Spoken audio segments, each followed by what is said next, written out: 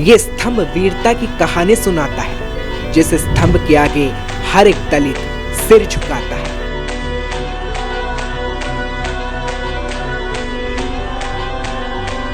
ये स्तंभ नहीं, शान का प्रतीक है। ये महज एक पत्थर के बनी इमारत नहीं, ये विजय का प्रतीक है। जहां लाखों की भीड़ महार सैनिकों की वीरता और विजय को हर एक दलित सलाम करता है। जय जय भीम बाबा, जय जय भीम, जय जय भीम बाबा, जय जय भीम। ये युद्ध नहीं, ये हक की वो लड़ाई थी जिसने पेशवाओं के जातिगत घमंड को तोड़ा था। महज 500 महार सैनिकों ने पेशवाओं के 28,000 सैनिकों को रौंदा था।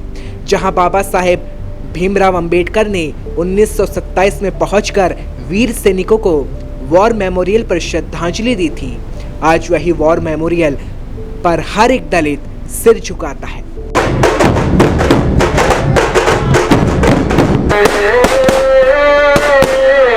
ये प्रतीक है जीत का, ये प्रतीक है पवित्रता का, ये प्रतीक है जातिगत भेदभाव के अंत का, ये प्रतीक है दलितों के सम्मान का, ये प्रतीक है दलितों की उस इज्जत का जिस पर नाच कर हर दलित सिर उठाकर जीता है। ये प्रतीक उस भेदभाव का है जिसने जातिगत लड़ाई का अंत किया। ये प्रतीक उस सच्चाई का है जिसने दलितों को सम्मान दिया।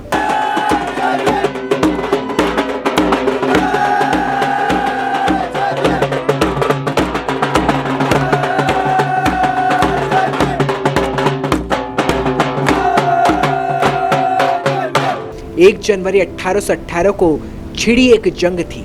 ईस्ट इंडिया कंपनी की सेना और पेशवाओं की जंग थी। ये कहानी 200 साल का इतिहास दोहराती है। ये कहानी महाराष्ट्र में दलित मराठा समुदाय के बीच संघर्ष की कहानी सुनाती है।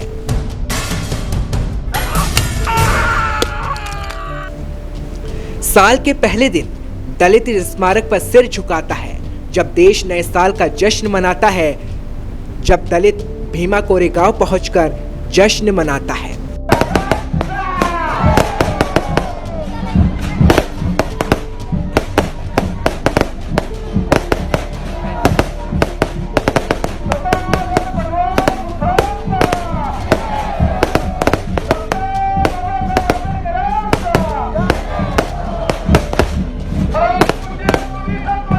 वक्त बदला, दौर बदला, ऊंच नीच की खाई आज भी गहरी है, लेकिन शान से खड़ा ये मेमोरियल यही सीख देता है, ना ऊंच रहे ना नीच रहे, सब रहे समान। यही है संविधान जिसमें है हर किसी को दिया समानता का अधिकार। ये लड़ाई उस दौर की थी जब भेदभाव का बोलबाला था, अंग्रेजी हुकूमत का शासन था और दलित अंग्रेजी हुकूमत के साथ अपने ही समाज से लड़ाई लड़ रहे थे। जब 1 जनवरी का दिन आया, साल था 1818, पुणे से लगभग 30 किलोमीटर की दूरी पर कोरेगांव में भीमा नदी के तट पर ब्रिटिश और पेशवाओं के बीच जंग छिड़ी। कहा जाता है कि उस मैदान में सिर्फ अंग्रेज और पेशवा ही नहीं लड़े थे, वहां जातिवाद के खिलाफ भी एक महासंग्राम हुआ था। इस लड़ाई में अछूत मानी जाने वाले महार जाति के सैनिकों ने पेशवाओं को हमेशा के लिए नेस्तनाबूद कर दिया।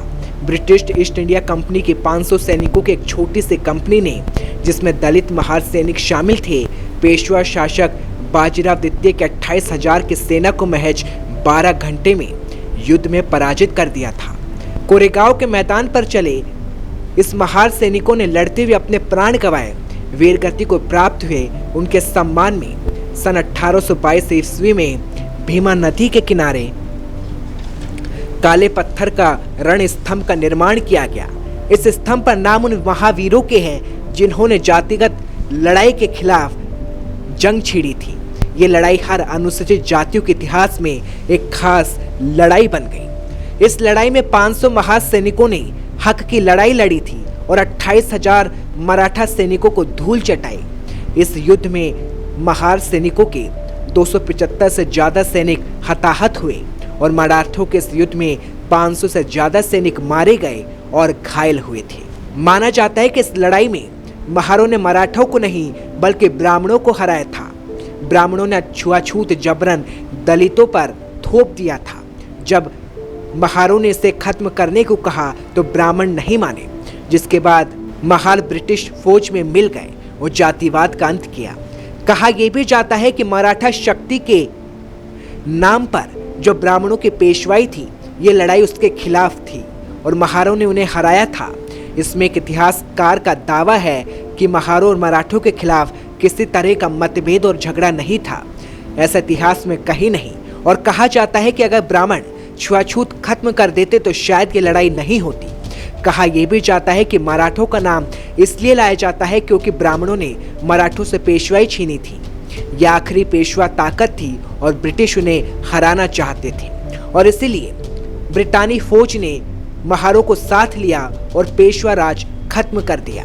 कहा जाता है कि 1818 की लड़ाई तृतीय आंग्ला मराठा अंतिम लड़ाई में से एक थी, क्योंकि इस लड़ाई में पेशवाओं की लड़ाई हार के बाद पेशवा शासन का अंत हो गया था। और आज भी इतिहास में भीमा कोरेगांव का इतिहास दलित समुदाय के लिए पवित्रता का प्रतीक है। लेकिन इतिहास में दर्ज ये कहानी ये पूछती है कि आखिर महारों ने पेशवाओं का साथ क्यों नहीं दिया।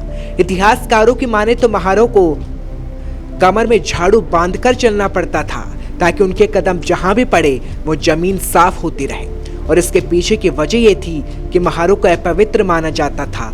और इतना ही नहीं, उनके गले में मटकी लटकाई जाती थी ताकि अगर वो थूके तो उनका थूक जमीन पर ना गिरे।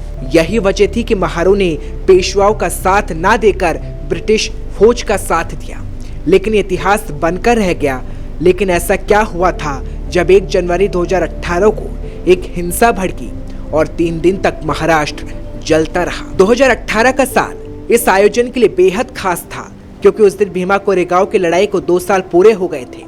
1 जनवरी को भीमा नदी के किनारे स्थित मेमोरियल के पास दिन के 12 बजे जब लोग अपने नायकों को श्रद्धांजलि देने इकट्ठा होने लगे तभी हिंसा भड़की उठी। पत्थरबाजी की गई। भीड़ ने खुले में खड़ी गाड़ियों को आग के हवाले कर दिया और कुछ ही देर में हालात बेकाबू हो गए। कहा जाता है कि उस दौरान 2 गुटों के बीच झड़प हुई थी, जिसके बाद ये झड़प पत्थरबाजी में बदली। पुलिस भी हरकत में आई और हालात पर काबू पाने के लिए आंसू गैस के गोले छोड़े गए और इसमें एक व्यक्ति की मौत हो गई थी और करीब 80 गाड़ियों को नुकसान पहुंचा था। आज भी भीमा कोरेगांव की वो घटना दिल दहला देती है। लेकिन उन सब के बीच हर साल दलित समुदाय के लाखों लोग भीमा कोरेगांव जमा होते हैं और वो स्तंभ के सामने अपना सम्मान प्रकट करते हैं। यह स्तंभ दलित समुदाय को समय समय पर इस बात का एहसास कराता है कि वो भी कभी योद्धा थे। अपने गौरवशाली इतिहास को याद कर हर एक दलित गौरव महसूस करता है और ये स्तंभ आज भी पूरे समाज को सीख देता है कि सर्व समाज एक है तो समानता का अधिकार हर किसी के लिए है। और आज के इस बदलते दौर में छुआछूत का भेदभाव आज भी कायम है। ये कहानी ये बताने के लिए काफी है कि नए साल पर हम सभी को ये संकल्प लेना चाहिए कि देश में ना ऊंच रहेगी ना नीच रहेगी, सब होंगे समान, क्योंकि यही है संविधान।